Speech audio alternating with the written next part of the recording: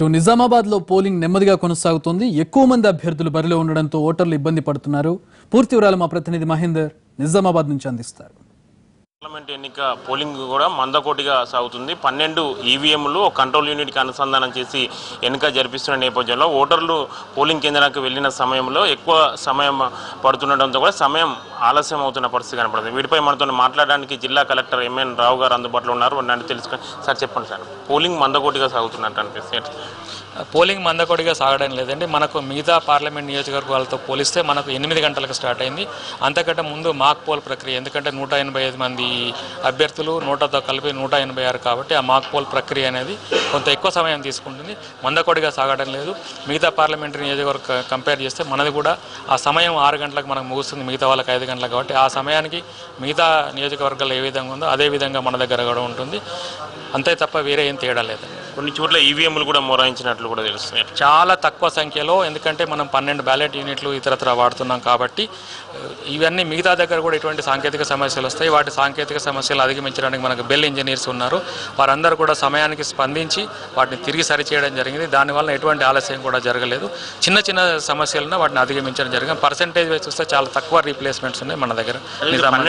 12 ballot యూనిట్ల దానికి సంబంధించి సీరియల్ నెంబర్స్ చేశారు. అయితే నెంబర్స్ కనపడక కొంతమంది వృద్ధులు కూడా కన్ఫ్యూజ్ అయ్యారు. 12 ఈవీఎం దాని ఎక్కడ ఎవరికి ఓటేయాలన్నది కొంచెం గందరగోళపడ్డ పరిస్థితులు కొన్ని పోలింగ్ కేంద్రాలు. ఇది సరికాదండి, ఎందుకంటే బ్యాలెట్ యూనిట్ మీద నెంబర్స్ స్టిక్కర్ ద్వారా మార్కర్స్ ద్వారా రాయించడం జరిగింది. స్టిక్ కూడా చేసాము. అయితే బయట కూడా మనం ఫ్లెక్సీ డిస్ప్లే చేయడం జరిగింది. ఏ బ్యాలెట్ యూనిట్లో ఎవరి నెంబర్ ఉంటుంది కాబట్టి బయట క్యూలో ఉన్నప్పుడు కూడా చూసుకోవడానికి, అదేవిధంగా బయట కూడా చూసుకోవడానికి వారికి సౌలభ్యం ఉంది. దాన్ని చూసుకొని ఓటింగ్ కంపార్ట్మెంట్లోకి వెళ్ళి ఓటు వారికి అనుకున్న వారికి వేయచ్చు. దానివల్ల ఎక్కువ సమయం ఏం పట్టట్లేదు. ఇది క్లియర్గా చెప్పాలి అందరికీ కూడా. అంటే ఎంతవరకు ఎక్స్పెక్ట్ చేస్తున్నారు పోలింగ్ శాతం? ఎంతవరకు? గత ఏడాది 2014 పోలిస్తే 72% వరకు నమోదైంది. ఈసారి ఎంతవరకు ఎక్స్పెక్ట్ చేస్తున్నారు? అది ఇప్పుడున్న సరళిని బట్టి సాయంత్రానికి స్పష్టం అవుతుందండి, అప్పుడు చెప్పగలుగుతాం.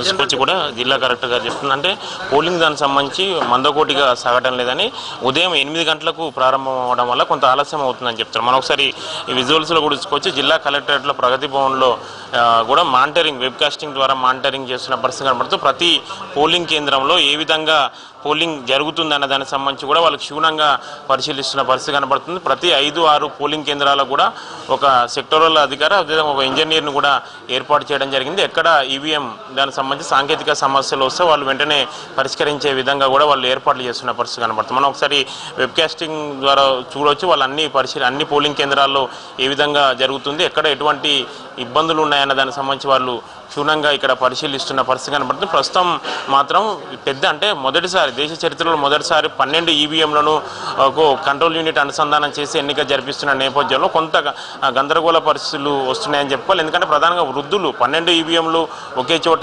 ఎల్లాకారంలో అమర్చడం వల్ల కొంత ఎక్కడ ఎవరికి ఓటేయాలన్నది కొంత సందిగ్ధత పడుతున్నట్టు కూడా మనకు వార్తలు వస్తున్నాయి. దానిలో భాగంగానే కూడా ఇటు అధికారులు సీరియల్ నెంబర్, ప్రధానంగా బ్యాలెట్ యూనిట్ల దానికి సంబంధించి సీరియల్ నెంబర్ ఇవ్వడంలో చిన్న, అంటే డిజిట్తో ఇవ్వడం వల్ల వాళ్ళు వృద్ధులు మెయిన్ కొంత కన్ఫ్యూజ్ అవుతున్నట్లు కూడా తెలుస్తుంది. అయితే కొంత చాలా వరకు అవగాహన కార్యక్రమాలు చేపట్టినా కానీ ఇంకా పూర్తి స్థాయిలో అవగాహన కార్యక్రమాలు చేపట్టకపోవడం వల్ల కొంత ఇబ్బందులు వస్తున్నాయన్న వాదన వినిపిస్తున్నాయి. మొత్తానికి మాత్రం నిజామాబాద్ పార్లమెంటు సెగ్మెంట్కి సంబంధించి మాత్రం ప్రస్తుతానికి పోలింగ్ మాత్రం మందకోటిగా కొనసాగుతుంది. 3 నుంచి 6 గంటల వరకు 3 నుంచి 6 గంటల వరకు జరిగే పోలింగే చాలా కీలకం కానుంది.